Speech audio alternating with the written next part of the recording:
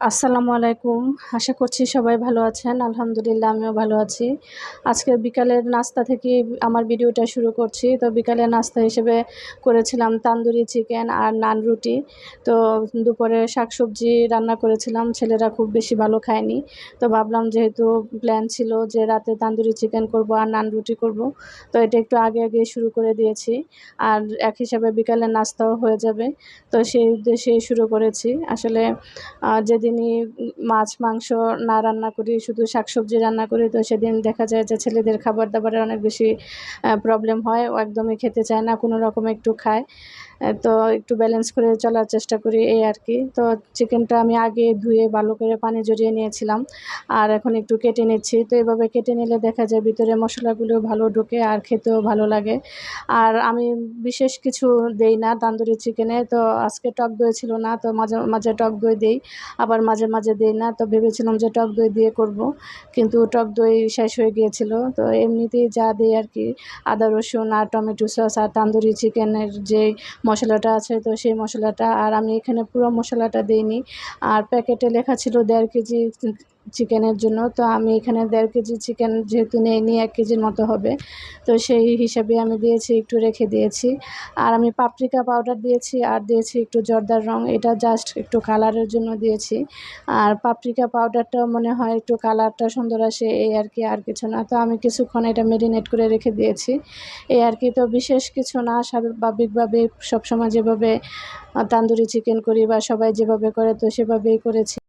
আর নান রুটির যে ডোটা, তো এটা আমি আগেই করেছিলাম দুপুরের সময়। তো দুপুরে রান্না যখন করছিলাম তখনই করে নিয়েছিলাম, যেহেতু রান্নার সময় রান্নাঘরটা একটু গরম থাকে, তো এটা আর আলাদা করে ওভেনে রাখতে হয় না, এমনিতেই ফুলে ওঠে। তো সেই জন্য একটু আগে করেছি। আর আমি তান্দুরি চিকেনটা সয়াবিন তেল দিয়েই করি, বা মাঝে মাঝে বাটার থাকলে বাটার দিয়ে করি। তো আজকে টক দই বাটার কোনোটাই ঘরে ছিল না, এর জন্য আমি সয়াবিন তেল দিয়ে করেছি। আর আমার ঘরে দেখা যায় সরিষার তেল দিয়ে কোনো কিছু করলে একদমই খেতে চায় না। আর এটাকে আমি যতভাবেই রান্না করি, আমার ছেলেদের কাছে সরিষার তেলের একটা গন্ধ লাগবেই।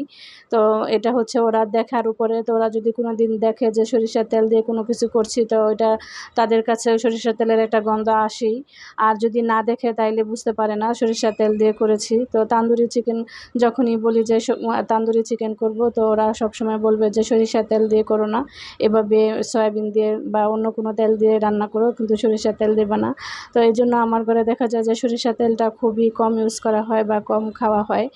শুধু আচার এই ধরনের যে রান্নাগুলো আছে, তো সেই রান্নাগুলোতে আমি সরিষার তেল ইউজ করি। আর মাঝে মাঝে খিচুড়িতে ইউজ করি, তো বাগার দেওয়ার সময় এই আর কি। তো আমি এইদিকে তান্দুরি চিকেনটা বসিয়ে দিয়েছি, আর একদিকে রুটিটা বানিয়ে নিচ্ছি।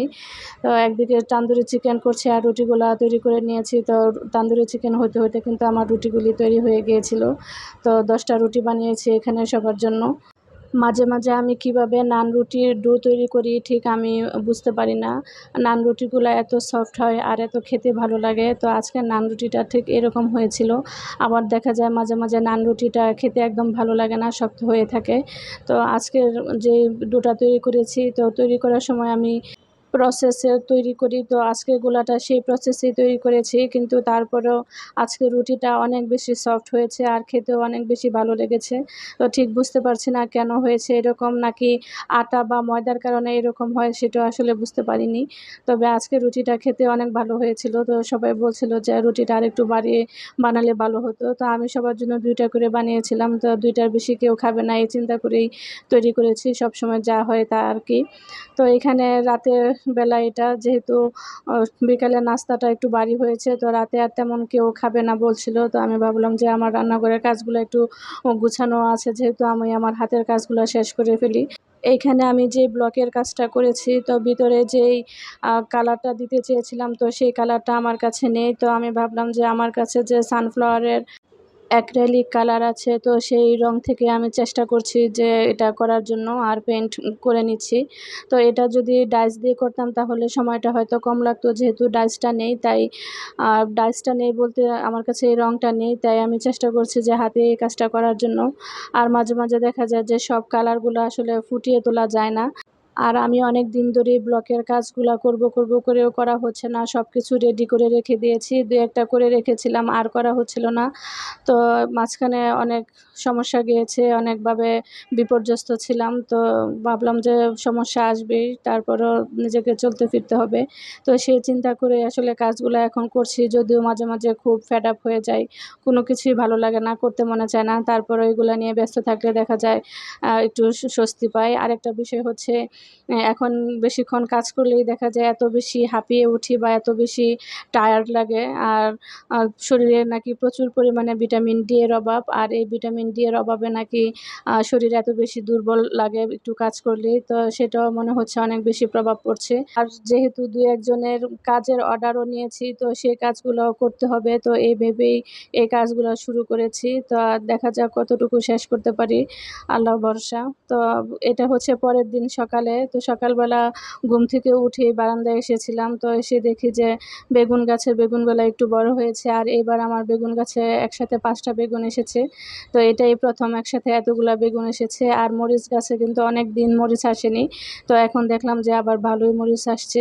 তো ভাবলাম যে যেহেতু পুঁইশাকগুলা বড় হয়ে গিয়েছে একটু কেটে নেই। আর ২ বারান্দার পুঁইশাক মিলিয়ে কিন্তু একটা তরকারি হয়ে যায়। তো সেই থেকে পুঁইশাকটা পেড়ে নিয়েছি। আর এত টাটকা ফ্রেশ পুঁইশাক কিন্তু বাজারে আসে না বা হবে না, যেটা আমি এখানে তৈরি করতে পারছি। আর এখন কিন্তু আমি বাজার থেকে খুব বেশি পুঁইশাক কিনে আনতে দেই না। আর আনলেও রাগ করি, যেহেতু এই পুঁইশাকই আমি সপ্তাহে ২ দিন খেতে পারি। তো এজন্য আমার মনে হয় আর বাজার থেকে আনার দরকার নাই। আর সপ্তাহে ২ দিন পুঁইশাক খাওয়াই শরীরের জন্য যথেষ্ট।